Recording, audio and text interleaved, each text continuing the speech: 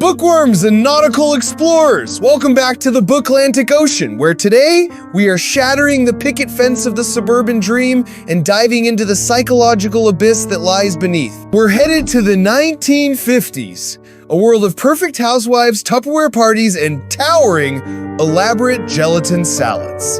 But I promise you, this is no cozy nostalgia trip. This is a story about the suffocating pressure of perfection and what happens when the carefully molded life of one woman completely liquefies.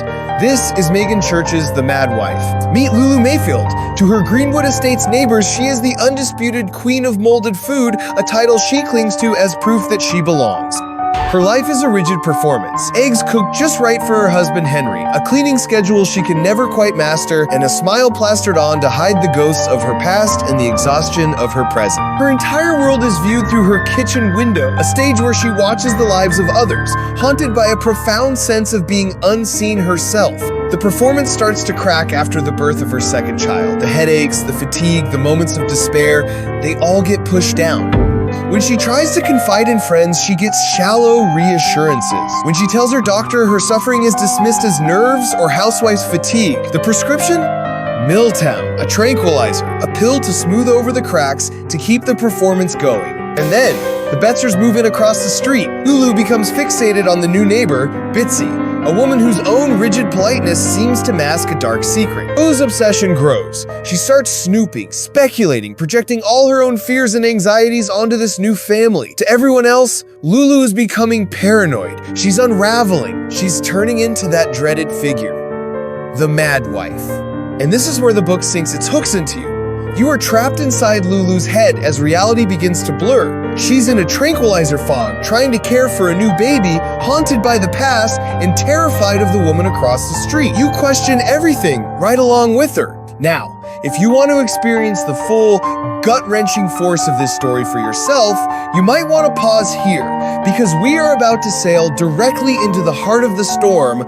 Major spoiler warning in 3, 2, 1. The carefully maintained illusion of Lulu's life doesn't just crack, it shatters in one of the most devastating reveals I have ever read. After weeks of struggling, hearing cries that aren't there, and feeling a crushing inadequacy, Lulu is forced to confront the truth. The reason she can't bond with her new baby, Esther, is because Esther never came home from the hospital. The baby died. And Lulu's mind, in an act of unbearable grief and self-preservation, created a delusion. She's been caring for a phantom child in an empty blanket.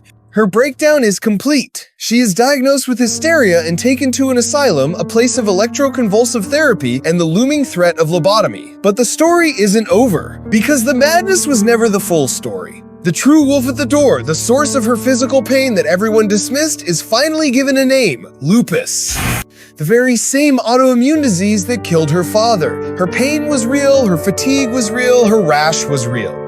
She wasn't a hysterical housewife. She was a physically ill, grieving mother who was systematically ignored, tranquilized, and gaslit by the very society and medical system meant to protect her. And The Mad Wife is not a story about a woman losing her mind.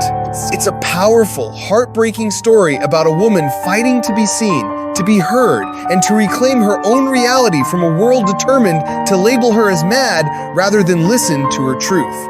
It's about the ghosts of grief, the cost of silence, and the incredible resilience it takes to survive when everyone, including your own mind, is telling you you're broken. This is one of the most poignant, immersive, and important historical fiction novels you will read this year. So, what did you think? Let me know in the comments. What's a book where a twist completely recontextualized the entire story for you?